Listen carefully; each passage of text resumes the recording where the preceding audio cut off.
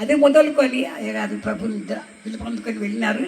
నేను కూడా రెడీగా ఉన్నాను. నాకు వీసా పాస్పోర్ట్ ఉంది, వీసా వస్తే వెళ్ళిపోవడమే. దేవుని స్తోత్రం. ఏది అమెరికా కాదు, పరలోకానికి దేవుని స్తోత్రం. అయితే నిత్యరాజ్యానికి పోక ముందు వీసా శాంక్షన్ అయింది, స్వరం టికెట్ వచ్చేసింది. ఎప్పుడు పిలిస్తే అప్పుడు వెళ్తా. మరి మీరు ఎంతమంది వెళ్తారు? మీరు వస్తారా? ధైర్యం ఉండాలి, అందరికీ చేతులు ఎత్తండి.